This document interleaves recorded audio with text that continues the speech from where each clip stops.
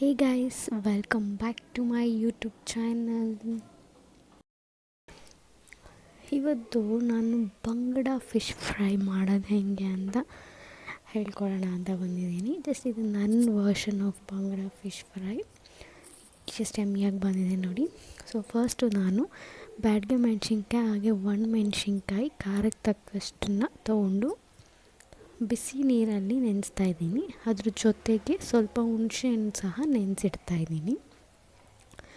ಈಗ ಒಂದು ಮಿಕ್ಸಿಗೆ ಒಂದು 2 ಹಿಡಿಯಷ್ಟು ಬೆಳ್ಳುಳ್ಳಿ ಹಾಕ್ಕೊತಾ ಇದ್ದೀನಿ.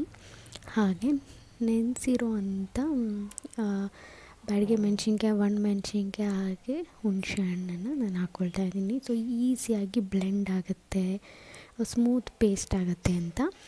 ಈ ವಾಟರ್ನ ಬಿಸಾಕಕ್ಕೆ ಹೋಗಬೇಡಿ, ಅದನ್ನ ಇಟ್ಕೊಳ್ಳಿ.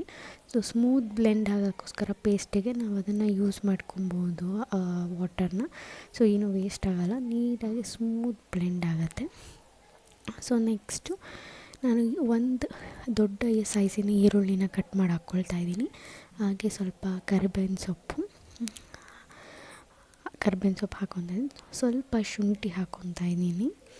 ಹಾಗೆ ಸ್ವಲ್ಪ ಕಾಳುಮೆಣಸು ತೋರಿಸ್ತಾ ಇದ್ದೀನಲ್ಲ ಅಷ್ಟೇ ಕಾಳುಮೆಣಸು, ಹಾಗೆ ಸ್ವಲ್ಪ ಜೀರಿಗೆ ಹಾಕ್ಕೊತಾ ಇದ್ದೀನಿ. ಇಷ್ಟೂ ನೀಟಾಗಿ ಸ್ಮೂತ್ ಪೇಸ್ಟ್ ಆಗೋ ಥರ ಬ್ಲೆಂಡ್ ಮಾಡ್ಕೊಬೇಕು. ಸೊ ಅದಕ್ಕೆ ಸ್ವಲ್ಪ ಉಪ್ಪು ಹಾಕಿ ನಾನು ಮಿಕ್ಸ್ ಮಾಡ್ಕೊತಾ ಇದ್ದೀನಿ. ಪೇಸ್ಟಿಗೆ ಉಪ್ಪು ಹಾಕಿ ಬ್ಲೆಂಡ್ ಮಾಡ್ಕೋಬೋದು, ಇಲ್ಲ ಅಂತ ಅಂದರೆ ಪೇಸ್ಟ್ ಮಾಡ್ಕೊಂಡ್ಮೇಲೆ ಉಪ್ಪು ಎಷ್ಟು ಬೇಕೋ ಅಷ್ಟು ಹಾಕ್ಕೊಂಡು ಮಿಕ್ಸ್ ಮಾಡ್ಕೊಬೇಕು. ನಾನು ಆಲ್ರೆಡಿ ಫಿಶ್ಶಿಗೆ ಸ್ವಲ್ಪ ಉಪ್ಪು ಅರಿಶಿನ ಹಾಕಿ ನೀಟಾಗಿ ಮಿಕ್ಸ್ ಮಾಡಿ ಇಟ್ಟಿದ್ದೆ.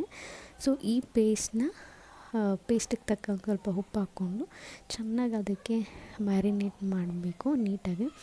ಅಟ್ಲೀಸ್ಟ್ ಒಂದು ಹಾಫ್ ಆನ್ ಅವರಿಂದ 1 ಅವರ್ ಮ್ಯಾರಿನೇಟ್ ಮಾಡಿದ್ರೆ ಫಿಶ್ ಫ್ರೈ ತುಂಬ ಚೆನ್ನಾಗಿ ಬರುತ್ತೆ. ಈಗ ನಾನು ತವಾ ಮೇಲೆ ಸ್ವಲ್ಪ ಎಣ್ಣೆ ಹಾಕಿ ಅದ್ರ ಮೇಲೆ ಕರಿಬೇವು ಹಾಕಿ ಫಿಶ್ ಫ್ರೈನ ಮಾಡ್ತಾಯಿದ್ದೀನಿ.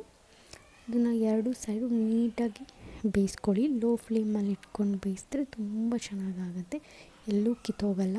ನೀವು ನೋಡ್ಬೋದು ಇಷ್ಟು ಚೆನ್ನಾಗಿ ನೀಟಾಗಿ ಎಲ್ಲ ಕಡೆ ನೀಟಾಗಿ ಫ್ರೈ ಆಗಿದೆ. Thank you for watching.